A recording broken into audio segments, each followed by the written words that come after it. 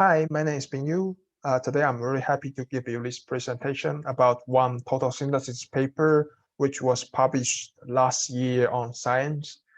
So I found that paper very interesting to share with you, not only because the compounds they are trying to synthesize is a very difficult one, but also the methods they are using in that paper is very interesting idea that I hope you guys may learn from this paper or my presentations today.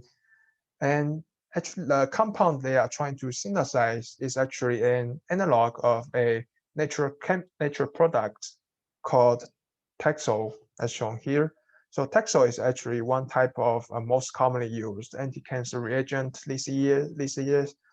Among those analogs of Taxol, there's one very complex analogs, which is called canataxylpropylene, as shown here.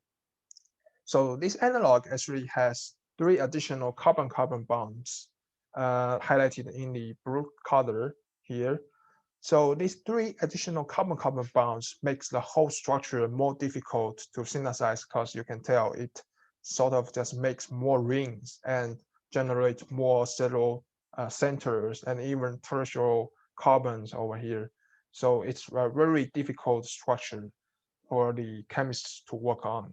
What's more, it has been shown that to extract this compound from the natural products is also a very difficult method. So even though the organic chemistry method to synthesize this compound is very difficult, but it's still a very valuable way to try to obtain this. In this slide, I just provide more details about this compound structure.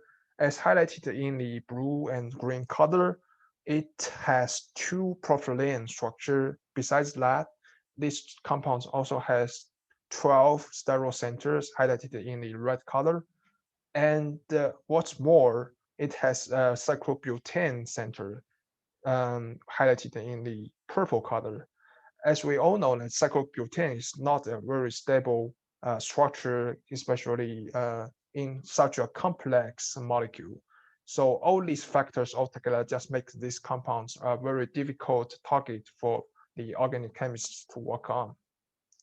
However, this group actually came up with a very, I think, a very interesting ritual synthesis method.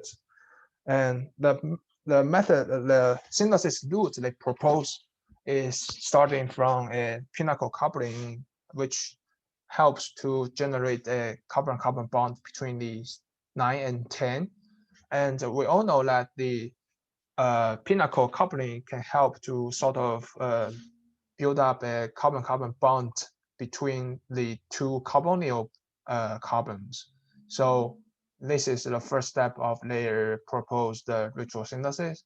Now after that, they would like to see this ring they label with B, this ring B, to transfer from a regular cyclohexane into a benzene ring, because I think their idea is that the double bond in the benzene ring is more easier to get react with some other features like another double bond. So that's the reason why they would like to change this ring B into sort of like a benzene ring. And this is the second step of a proposed ritual synthesis. And the third one is actually the key part of the whole ritual synthesis, which is the 2+2 cycle addition, which they propose is that the one of the double bonds in this benzene ring is able to react with another carbon double bond in another place, so that it will sort of like generate the butane center, which we already discussed, is the key structure of the whole molecule. And after the breakage of the in these ritual synthesis routes, we would sort of get like a structure like this. And we all know that this is a very commonly seen structure which can be derived from a diene and a dienophile from a DA reaction. So this ritual synthesis route is actually a quite interesting way because, as you can tell, it can in the end, you get such a complex structure, but all these structure just came from two very simple starting materials, and there's no very difficult reaction. What only is the is the DA reaction followed by another 2+2 cycle addition.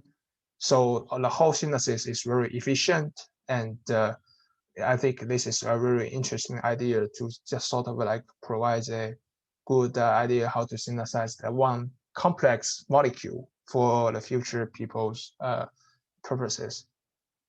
So just to give more details, if we look at into the synthesis of the first step, the DA reaction, as you already know that the DA reaction always favors the endo products if there's no other exceptions. And in this case, this endo products is also a key, a crucial factor actually for the next 2+2 cycle addition, because as shown here, if this DA reaction is actually taking the exo products, as you can tell, these two carbon-carbon double bonds can actually not access each other because there's a carbon oxygen carbon peroxide bridge which can somehow blocks the contacting between these two carbon-carbon bonds. So in that case, the 2+2 cycle addition cannot occur.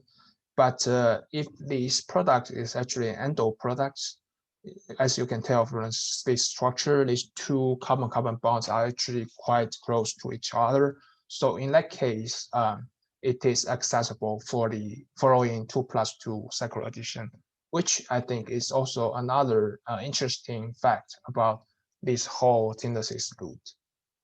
And the following slides, I just show some details in the following steps after they did this 2+2 cycle addition. One thing to mention is that they found it's very difficult to selectively break the bonds between this carbon 12 and the carbon 20 and this oxygen here.